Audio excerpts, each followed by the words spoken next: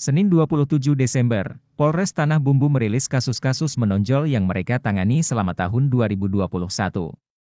Beberapa di antaranya adalah kasus tambang ilegal, investasi bodong dan narkoba. Jumlah barang bukti narkoba jenis sabu meningkat tajam dibanding tahun sebelumnya.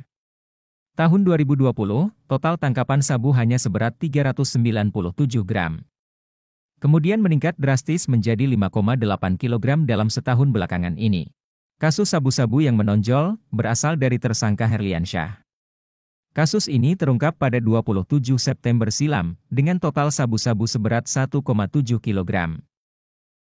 Alhamdulillah untuk tahun 2021 kami jajaran Polres Tanah Bumbu telah berhasil mengungkap kasus narkotika dengan barang bukti kurang lebih hampir 5 kg sabu total keseluruhan.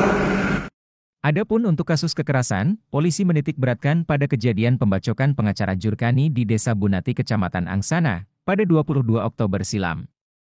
Aksi pengeroyokan ini membuat Jurkani meninggal dunia. Polisi menetapkan dua tersangka, Yurdiansyah dan Nasrullah.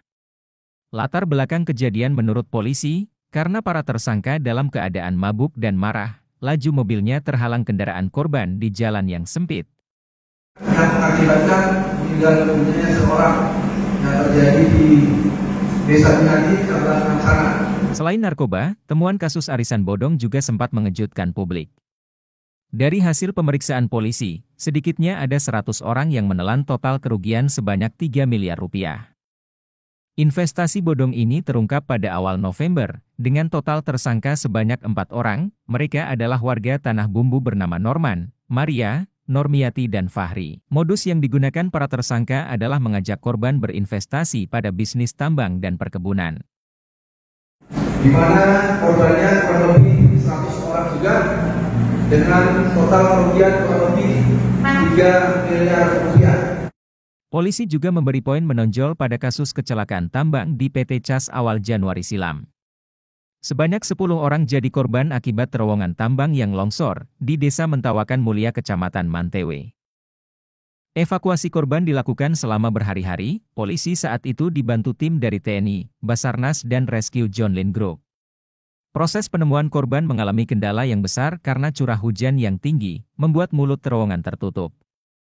Kejadian ini mengantarkan beberapa petinggi perusahaan menjadi tersangka dan sudah diputuskan bersalah dalam pengadilan yang digelar Juni silam. Korban tinggal sekolah dan untuk proses penyidikannya dilakukan oleh Direktorat Tindak Khusus Polda Kalimantan Selatan. Selama tahun 2021, polisi sedikitnya menangani kasus Undang-Undang ITE dan tambang ilegal sebanyak 4 kasus. Terkait dugaan tambang ilegal, polisi sempat membuat heboh publik pada Senin malam 22 November. Polres Tanah Bumbu menemukan PT Sarabakawa, yang saat itu diduga menambang di dalam kawasan hutan. Tepatnya di kaki Meratus, Desa Mangkalapi, Kecamatan Teluk Kepayang. Kejadian tangkap tangan dugaan tambang ilegal itu sempat membuat publik geger, karena temuan 2 warga negara asing asal Cina di lokasi tambang. Kedua warga asing itu merupakan pekerja PT Sarabakawa yang mengantongi izin tinggal sementara.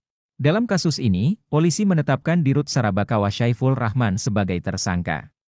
Selain itu, polisi juga mengamankan puluhan alat berat dan batu bara sebanyak puluhan ribu metrik ton.